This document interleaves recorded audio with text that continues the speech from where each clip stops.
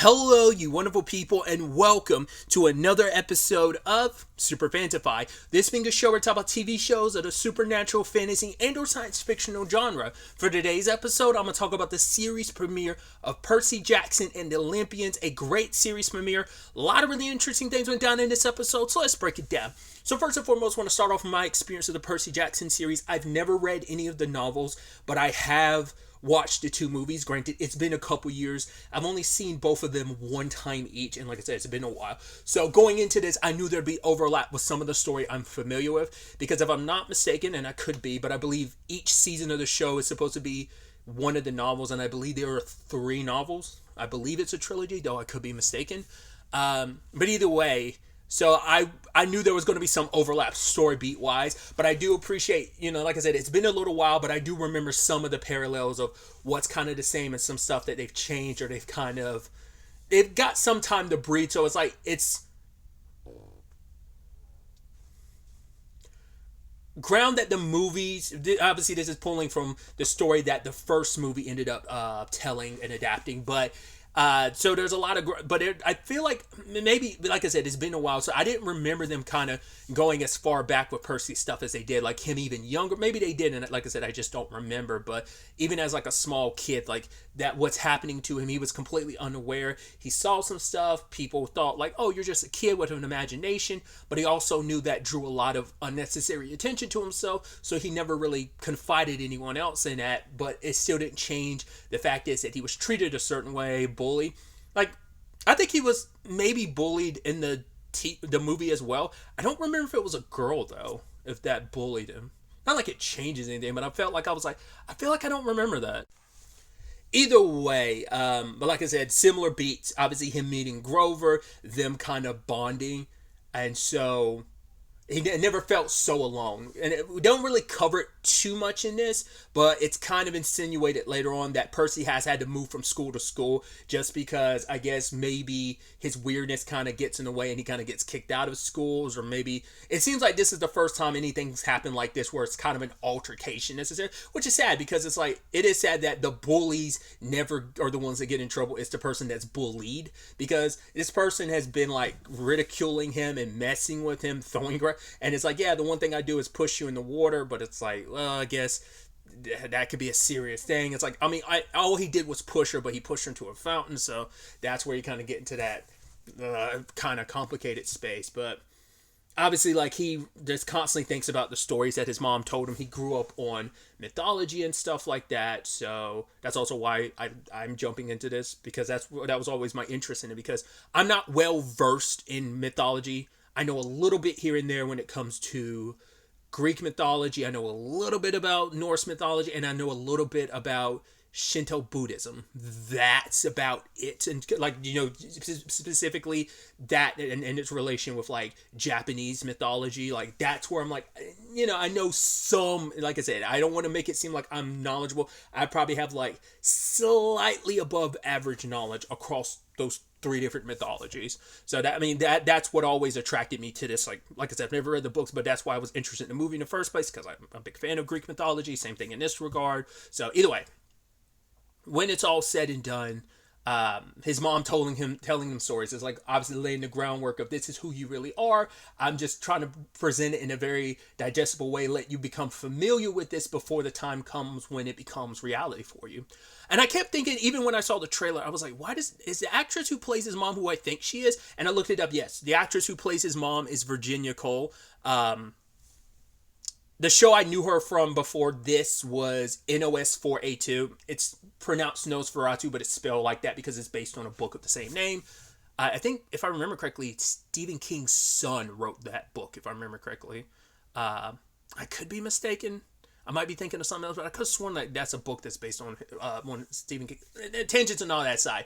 But she played the main protagonist, Vic. Virginia played her mom. I'm blanking on her mom's character, the mom's name in that show. But I was like, I knew there was something before Nosferatu that I remember watching Nosferatu, being like, oh, I know her from something else. But looking at her filmography, I think it's Sneaky Pete, because I saw that was something else she did, and that is a show I really like and saw. So, and obviously that was before Nosferatu came out, so I was like, that must have been the show I'd seen before Nosferatu that I knew her from. Also, if I'm not mistaken, which I could be, Miss Dobbs, like I figured something was off with that situation because the way she confronted Percy when the lady was like, like when he was like about to step up to that girl who was bullying him, but then like the teacher got in the way and she started going down on Percy. I was like, wait, are you something else? I kind of, like I said, I feel like I have a vague memory of like one of the teachers or whatever being a monster. But either way, it turns out she is. And do correct me if I'm wrong. Was that Megan Mullally? Because I saw her name in it. Like her first name was like, her name was the first one to pop up into like credits, actual credits. And I was like, is that? I was like, wait, who could she have been? I was like, was she Miss Dobbs? I mean, to be fair, I haven't seen her in a while. Plus, like, she has like, the character has like blondish hair or whatever. So I was like, was that her? I was like, that's the only character I could think of off the top of my head. But like I said, maybe it's just like I haven't seen her in a minute, so I didn't recognize her. But I'm trying to think back to her voice too, because I'm like, Megan Mullally has a very distinct voice, and I was trying to remember if like Miss Dobbs sounded like that. She kind of maybe did. So I was like, it has to be her. But either way, like that was pretty scary. I don't know what she was supposed to be. My immediate thought when she transformed, I'm like, she's not supposed to be a harpy, is she? Aren't the Furies like a are the Furies like a specific bunch of harpies, or are they completely different things? Like, once again, because Greek mythology can be so, it depends on the adaptation and stuff like that. So I'm like, I swear I remember Furies being like harpies.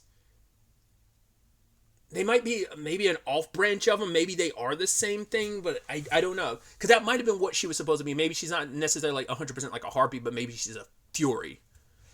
I don't, once again, my knowledge of both this, because I don't remember the movie that well, but also like Greek mythology, like I said, my knowledge is slightly above average.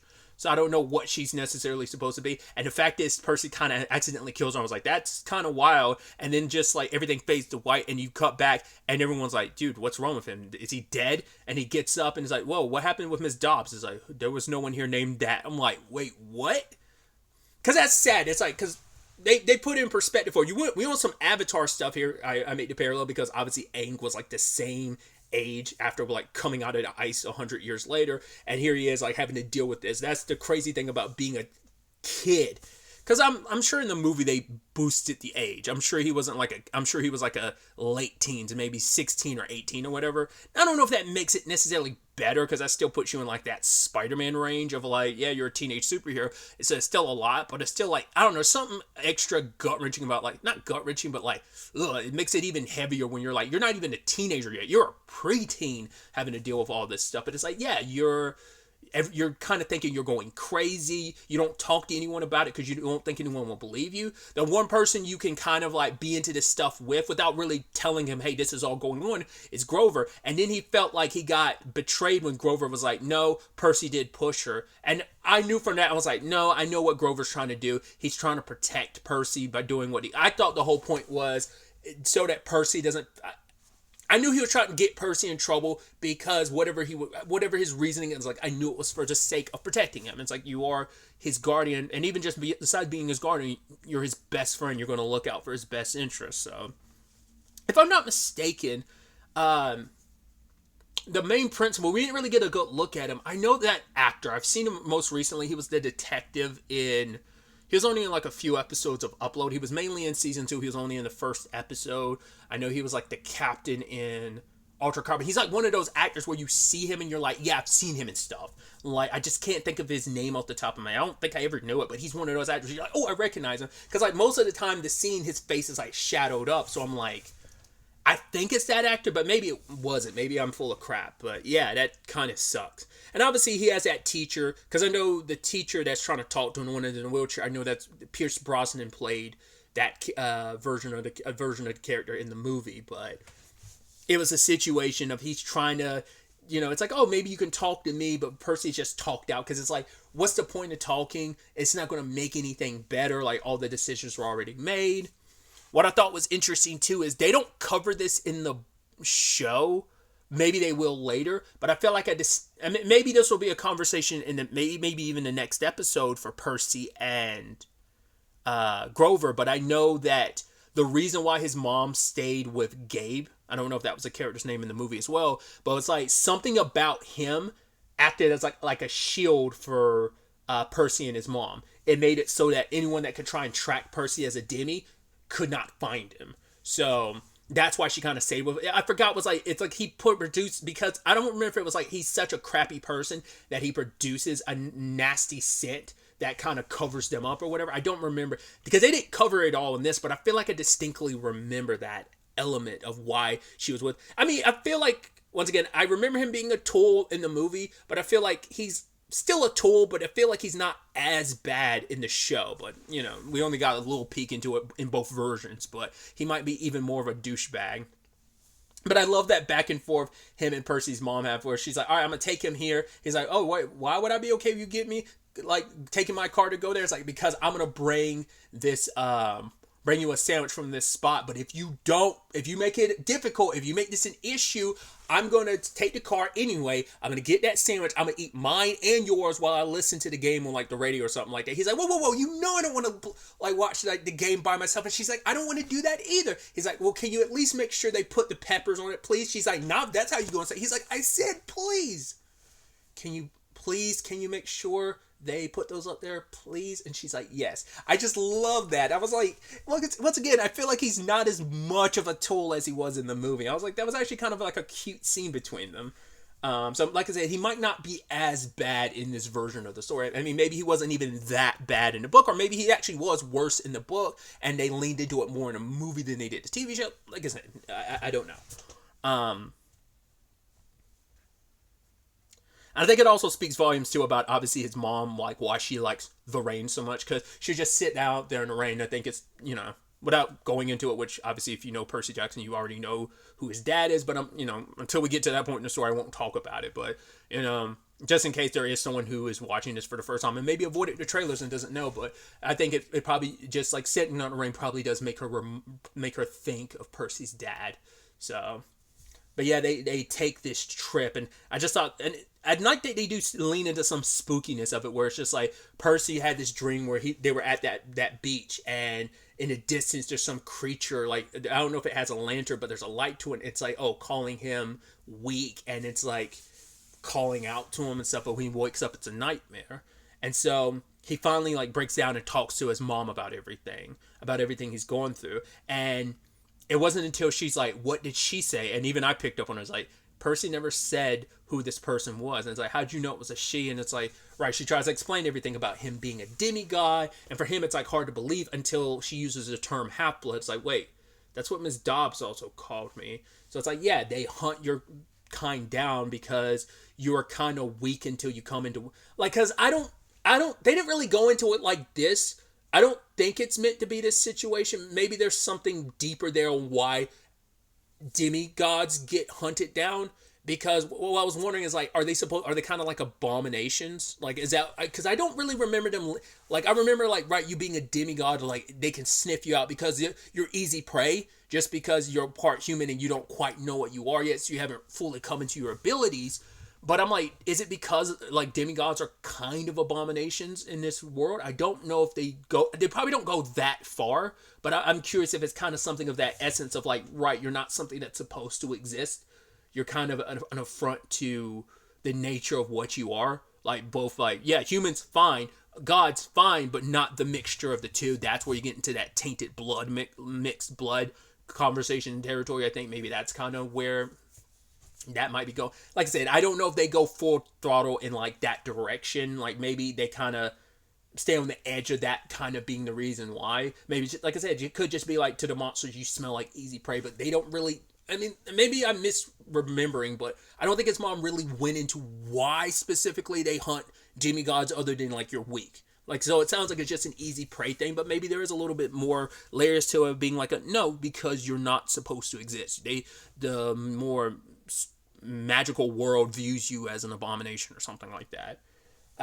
But before like she could really get into anything else, Grover shows up and he kind of gives us a little more backstory. We find out that he's a satyr. I also love the reveal. He was like, because she was like, boys, she was saying something to him, and Grover was like, actually I'm 24. And even Percy looked back and I'm like, wait, what? It's like, I don't remember that bit at all where it's like he actually is older than what he seems to be. I don't know if it's like, oh, I'm 24 in satyr years, or is it a thing of like, because I'm a satyr, I'm like, I age at a much slower rate than humans, so I mean, maybe it's a thing of he ages at like half the speed of a human, so he's 24, but he looks 12. Maybe that's the justification on that. I just thought that was an interesting throwaway line of dialogue. What I also thought was interesting too, and I really didn't remember this from the movie at all. Once again, I don't know if it's something they bothered covering. Was the whole aspect of the mist, that there's this magical line of like between the human world and the magical world that separates them. He's like, that's why no one could see Dobbs for who she really was, or no one could ever typically see my horns or my legs being what they are as a satyr. It's because that's what exists. There's so many stories that kind of use it a little bit. Like, I forgot how it works in Grimm. There's kind of something like that in Grimm. Not really. I mean, for most people, they can't really see like the real faces unless you're a Grimm. That's the whole thing. The thing I was thinking of the most was like, I don't know if this is true to the comics, but I know the Wolf Among Us, because what was the comics called? They're just called. God, I'm blanking on the name of them, because I know the Telltale video game is called Wolf Among Us, but I can't remember. Fables, that's it, because I knew it was something like simple, but it's like, yeah, the comics, I don't know if the comics cover this, but I know the Wolf Among Us, the video game, covers it. The conversation about how like the more magical creatures are able to hide themselves, they put on something called a veil. They're able to make themselves look human instead of what their real form is. You have to kind of put on like a magical disguise to kind of hide yourself. So like it seems like the mist is kind of like the equivalency of that. And I think that's such a neat thing in these magical worlds or fantasy settings, of like having that thing being like, oh, there's this thing that exists that kind of hides the more mystical world. I think that's such a neat like storytelling device, and like I said, in this case being the mist. And what I thought was so interesting too is when Grover was like, yeah, normally I'd be able to sense something, but for whatever, like, I'd be able to sense past the mist or whatever, but for whatever reason, he's like, even when Dobbs attacks you, he's like, Percy didn't catch that aspect of it. He was like, we didn't quite notice that until it was already too late, before she was like already on top of you. So something powerful is coming this way, and it's aiding them and hiding them a little bit more so that Percy couldn't be protected. Because it was almost like because it's specifically like, oh, we want something for you. That's where I'm like, I know they're not, because once again, this is based off the first book, which I'm sure the movie was based off that too, so I know it's the same story beat of Percy supposedly has something everyone assumes he has. We'll probably learn about that maybe next episode, maybe not. I don't know like what the pacing in this is going to be like. I mean, because obviously there's going to be a lot, like I said, retreaded territory in from the movie, but we're just probably going to spend a lot more time on certain story beats than a lot, and elaborate on and expand upon them more than what we got in the movie, because obviously you got like a much more condensed version. I brought this up conversation wise. It's interesting because we kind of have this same thing most recently with Scott Pilgrim Takes Off, that went from being a comic book to a live action movie to all these years later getting a anime adaptation that kind of went its own direction. I think this series will be a closer adaptation to the book. It won't be a takeoff situation, I don't believe. But yeah, just my whole point of just the timing's interesting in getting these adaptations, which is like, as I referred to it in the video, as like the second time adaptations. I think it's just kind of an interesting conversation, but either way. But the Minotaur showing up in the underwear, which I'm like, I do remember his mom, them getting attacked by a Minotaur, but I'm like, I don't remember the whole underwear thing. Maybe that was a thing, or maybe that's one of the things of maybe they didn't adapt that for the movie, but it's in the book, and so this is a closer adaptation, so they kept that. I don't know. Like, it could have just as easily been in a movie, and I just don't remember. But I feel like, to be fair, like I said, it's been many, many years, and I've only seen both movies one time.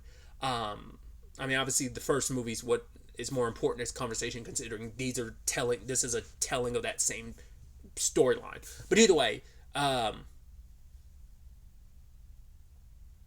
was kind of this pretty badass moment where like that truck is coming, and like Percy's mom like has the car turned enough so that the Minotaur's right there to get smacked by the truck, which is kind of that leads to an interesting conversation that I don't know if they're really going to dive into, but like maybe once supernatural stuff steps outside of the mist and kind of finds its way more into the human world, maybe they become solidified enough that, well, because it's like the moment something is destroyed or whatever, then it kind of disappears from the mist, because Grover also put it that the mist helps wipe people's memory, so that's why no one remembers Dobbs at all, right?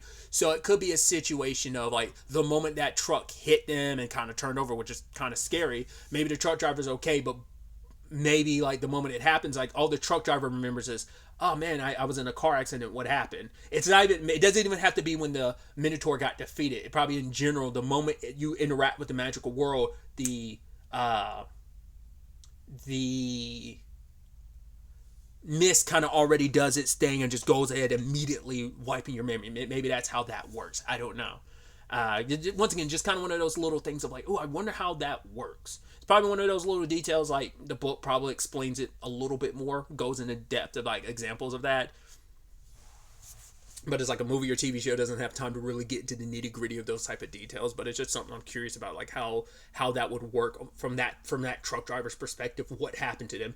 Like, did they see the Minotaur at all? Because, like I said, is a thing of like they exist. You just can't, the barrier that, because it's not like, because I was about to say it's there on both sides. Even with the mist there, it's there, but it's just like, so if the mist was there, like, would you not really be able to hit it? Would it not solidify in this world? Only through breaking through the mist can it really exist, or is it always there? You might not be able to see it until it breaks through the mist, but it's always there and you still would hit it there. So like even when it was chasing them, it was technically, well, it couldn't have been in the mist because Percy's mom was seeing it and a normal human wouldn't be able to see it. So that probably kind of answered my question a little bit. Like I said, I'm going into a whole diatribe. I'm sorry. But I just, like I said, I just thought that was so interesting. And Percy's, obviously his mom can't go to the camp because it's only for magical people and, you know, demigods like him. And she makes Grover make that promise because he was kind of nervous. And I think it's interesting too because as we know from earlier, Grover was like, yeah, you don't pick a fight with bullies or whatever, you just kind of ignore them. I think maybe they're going to lean into a little bit more, maybe like that's kind of like part of Grover's character growth of him becoming like more of a brave warrior. Maybe he's just not the biggest, maybe he feels like he's inadequate and not ready for the fight, and it's just like, as long as I'm kind of your shield to protect you, then it's okay. But I'm sure they're going to dive into that more at the camp, that conversation about Grover and his role and everything. But that story he had told, that his mom had told him when he was younger about Percy, is about like, right, him and his mom being locked in his chest, and what was it, brought down, they were like brought down in the ocean or whatever because of the person that had kidnapped him. I don't know if that's supposed to be insinuating like specifically his dad or not, but she said like, oh, like she would whisper in his ear something, and that was the thing at the very end of the episode between them. But also the aspect of, and then it's like, yeah, and then he lived a happy life, and you saw that look on her face like it wasn't 100% true, because maybe, you know, the story isn't always, and almost felt like that was kind of that thing of, I'm telling you the happier version of that story because you're a kid. But yeah, you learned a darker version of it when you're old. Like, it feels like almost like the grim tales of like, we get the more kid-friendly versions of those tales rather than the darker grim tales of what they originally were. Maybe it's kind of a little bit of that. I also love that notion, and I'm sure that's going to be, considering what I know of the story, it feels like that's going to be prevalent, that not all heroes are actually heroes and not all monsters are actually monsters. There's nuance to it. So, you know, it's just kind of like, right, not all good guys are good, and not all bad guys are, or people who may seem bad aren't all bad. It's, you know, it's just, like I said, it's a nuanced thing. So I think it's a gray area, and I think it's kind of interesting to kind of introduce that this early on, and how that would flow into plot if it is playing out from what I know of the movie. Once again, I won't spoil it if this is your first time through the story and you're kind of listening along with me, because once again, I don't know the books, but I do remember some story beats from the movie. Even like I remember the ending of the movie and the person that was behind everything. I remember that, but like some probably larger details probably end up, or obviously the minute details escape me, but probably some of the larger ones do as well. But either way, I'm curious to see about that mom situation, because I know what it was in the movie. I'd assume it's the same in the book. So I'm assuming next episode we'll get an answer on what that necessarily meant, that ending. For his mom when she got grabbed by the Minotaur and turned to like dust and light. Like, I doubt they went the other way. Like, I'm pretty sure, having seen the movie, like, I assume it's the same thing in that regard. Maybe not. But either way, like I said, that probably might be something we'll see get answered next episode. But I didn't even remember Percy challenging the Minotaur, but maybe he did, and I just didn't remember. But him going toe to toe with it, just sword in hand, don't even really know what he's doing, but he's slicing him up, like cut his leg, and then like cut his horn, and then like rode on top of him, broke off his horn, and stabbed him. So obviously you don't have to worry about. I'm sure the book probably didn't even go graphic, because I'm sure these are like, I don't know if these are this might fall under like YA. It might not even be like, these aren't probably like definitive like kids, but these might be like YA. I mean, I think because I don't know what you consider. What would Harry Potter be considered? I mean, those are for like everyone. So I'm sure the Percy Jackson books are the same way, but I don't know what category they would technically fall under. I'd assume they'd fall under YA, young adult, but maybe not. Because I know, like, once again, like, a lot of people grew up as kids reading those books, so I'd assume the same thing kind of applies in the Percy Jackson of it all. But yeah, by the time he wakes up, he's in the camp, and that's the end of the episode. So I think that's really interesting. I should also note, I really love the credits at the end. I was like, ooh, I just love the aesthetic and the look of it. It looks really neat. I was surprised by the length of the episode. It's only like, 35-ish minutes, not including the credits. So, and also as part of the episode is like, oh, what to expect from the season. Obviously, I skipped over that, so that kind of takes away a little bit from that too. But it's like, I'd say 35-ish minutes. I guess it kind of throws me, because like I'm still not fully used to Disney Plus links, because I haven't watched too much like outside of the Marvel stuff, which those episode links range from show to show and stuff like that. But the only other thing I've watched up here, I believe off the top of my head, is American Born Chinese, and even that has like interesting episode links. Those episodes sometimes are like 30-ish minutes or so. So I'm curious to see if this kind of has that same format. So, but yeah, like I said, I really enjoyed this first episode. Like I said, it's a lot of what I remembered. Like I said, there's going to be probably a lot of retreaded territory of what I remember from the movie. But I'm still excited to kind of take this journey and kind of being able to see things in a different lens and maybe perspective, and kind of, like I said, some stuff that might have been heavily condensed in the movie. Well, most likely heavily condensed in the movie will be kind of elaborated on more, because you have episodes to kind of fill out instead of like just the length of a movie. So I think that's interesting. But obviously they've released the first 2 episodes, so I've only seen episode 1, so I'll try to get to episode 2 at some point tonight, before it gets too late. So, but I'm excited to see where all this ultimately ends up taking us going forward into the next episode.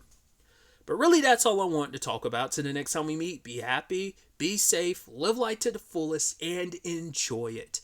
Good day, and goodbye.